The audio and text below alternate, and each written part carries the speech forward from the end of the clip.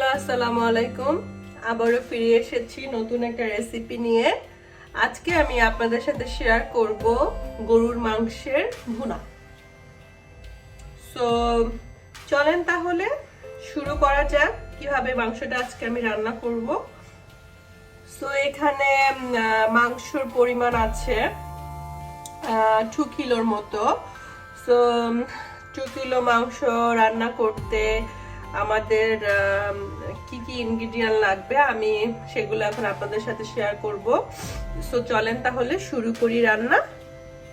এই মাংস রান্না করার জন্য আমি ফার্স্টেই বড় বড় 2টা সাইজের পেঁয়াজ কেটে নিয়েছি।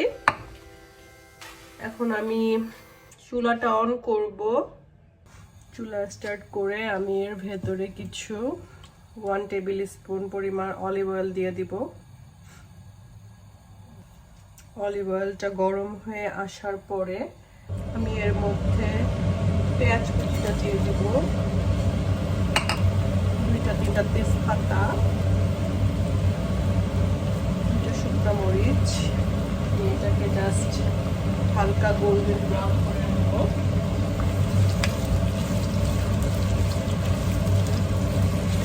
আমি আর একটু ভেজে নেব। ভেজে নিয়ে এর মধ্যে আমি একটা পেস্ট তৈরি করব। অল ড্রাই ইনগ্রেডিয়েন্টগুলো আমি এর মধ্যে মিক্স করেছি। এর ভেতরে 1 টেবিল স্পুন হলুদের গুঁড়ো, 1/2 টেবিল স্পুন ঝালের গুঁড়ো, কারণ বাচ্চারা আছে তো বাচ্চাদের কথা চিন্তা করে আমি একটু ঝালটা কম দিয়েছি। 1/2 টেবিল স্পুন ধনিয়ার গুঁড়া, 1/2 টেবিল স্পুন জিরার গুঁড়ো, আর সল্ট স্বাদ মতো। তো আমি এখন এটাকে হচ্ছে আমি ভালো করে মিক্স করে আদা রসুনটা ভালো করে মিক্স হওয়া পর্যন্ত এটাকে আমি ভাজতে থাকবো ভেজে।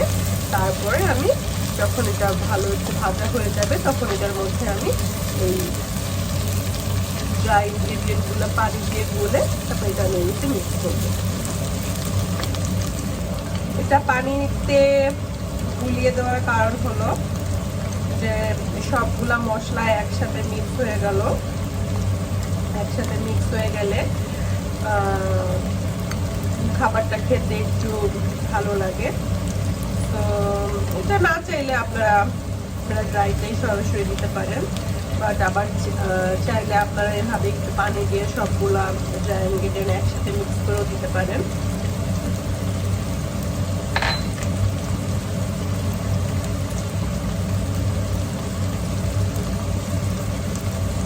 এখন আমি পেস্টটা এর মধ্যে দিয়ে দেব।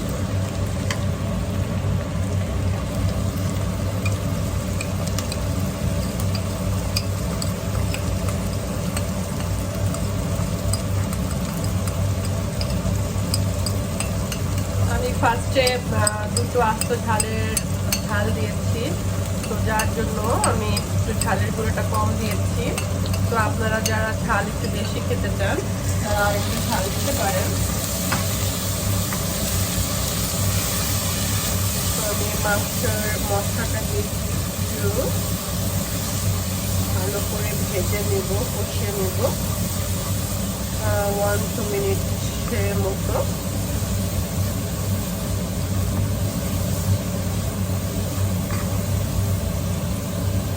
এখন আমি এর মধ্যে মাংসটা অ্যাড করব।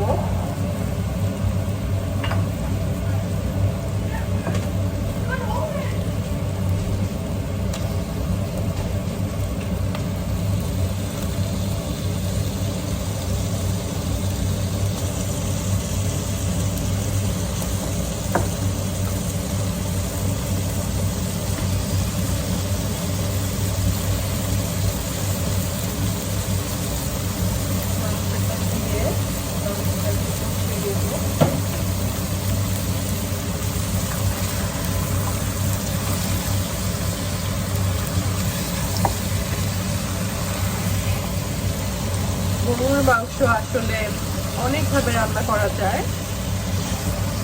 গরুর মাংসের রেসিপির অভাব নেই। আপনি যেভাবে ইচ্ছা, তাই ইনগ্রিডিয়েন্টের আসলে কোনো স্পেশাল কোনো কি নাই, যে যেভাবে ইচ্ছা সেভাবে ইনগ্রিডিয়েন্ট তৈরি করে রান্না করতে হয়। ব্যাপারটা হচ্ছে যেভাবে রান্না হোক না কেন ইয়ামি হলেই হচ্ছে। তো আমি গরুর মাংস যখন মানে দেখা গেছে এক এক সময় এক একভাবে করি। আমারও আসলে গরুর মাংস রান্না করার আজকে যেভাবে করলাম, আর একদিন আমি নিজে থেকে আরেকটা ইনগ্রিডিয়েন্ট তৈরি করে সেভাবে করি। এটা এক সময় এক একভাবে করি।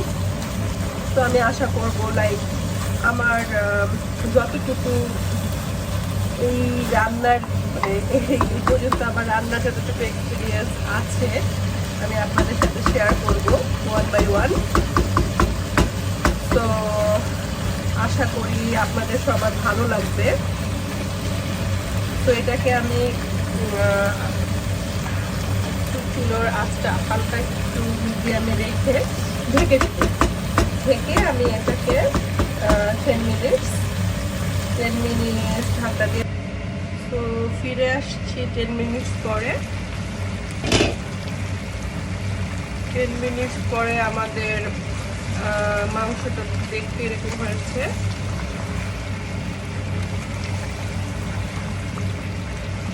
এটাকে আমি আরো 10 মিনিট এরকম কষিয়ে নেব।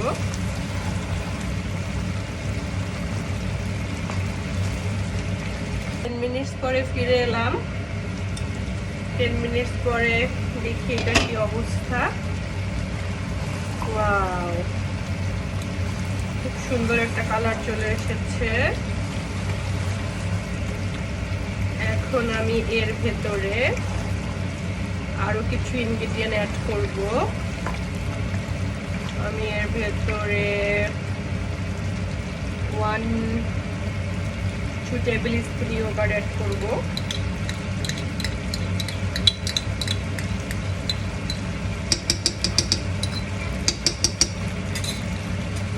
আমি অ্যাড করব বড় সাইজের টমেটো কুচি।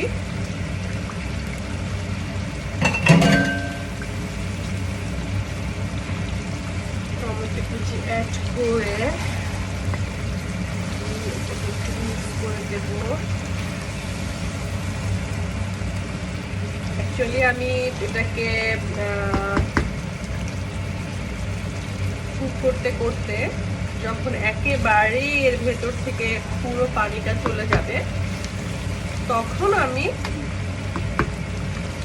সামান্য কিছু হট ওয়াটার অ্যাড করব। বা আমার বাসায় আমার বাচ্চারা আলু খেতে খুব পছন্দ করে, তো আমি এর মধ্যে কিছু আলু অ্যাড করব। তো এটা কুক হওয়া পর্যন্ত আমি এর ভেতরে এটা কুক হতে হতে আমি পটেটোগুলো কেটে নিই। ফিরে এলাম 10 মিনিট পরে। আমি এখন এটার মধ্যে কেটে রাখা পটেটোগুলো অ্যাড করব।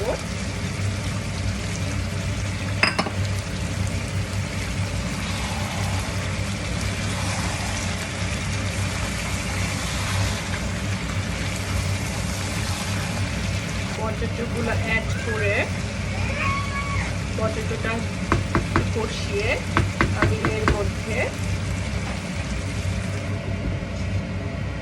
পটেটোটা সিদ্ধ হওয়ার জন্য সামান্য কিছু হট ওয়াটার অ্যাড করব। ওকে, আবারও ফিরে এলাম। এখন দেখি মাংসটার কি অবস্থা। ওয়াও, সুন্দর একটা কালার হয়েছে। বোঝা যাচ্ছে মাংসটা ভালো কষানো হয়ে গিয়েছে। আমি এখন এটার মধ্যে অ্যাড করব গরম মশলা। তো এটা একটা স্পেশাল গরম মশলা। এই গরম মশলাটা কীভাবে তৈরি করতে হয় সেটা আমি আপনাদেরকে শেয়ার করব। অন্য আরেকটা ব্লগে। তো আজকে এখান থেকে আমি হাফ টিস্পুন গরম মশলা এটার ভিতরে দিয়ে দিব, দিয়ে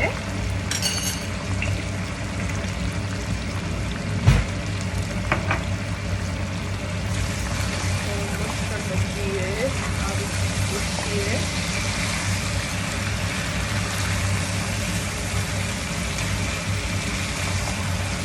ফুটন্ত গরম পানি অ্যাড করব।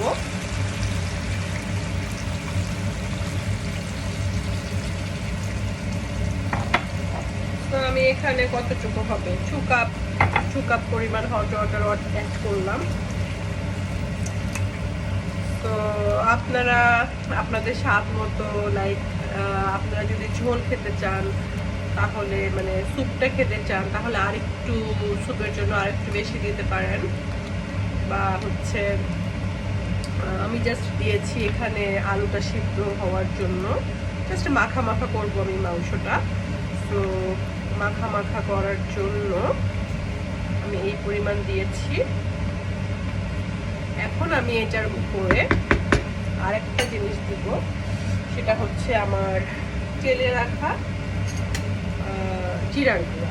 তো এখানেও আমি আগে একটু জিরার গুঁড়া দিয়েছি, তো এখানে আমি আরও 1 টেবিল চামচের মতো টিস্পুনের মতো জিরার গুঁড়া দিব। এই যে এটাকে দিয়ে আমি এখন এটাকে লো হিটে ঢেকে রাখবো আরও 10 মিনিট। ওকে, ফিরে এসেছি ফাইনাল স্টেজে। ওয়াও, 10 মিনিট পরে দেখেন কি সুন্দর কালার হয়েছে। আমি তো আর ওয়েট করতে পারছি না।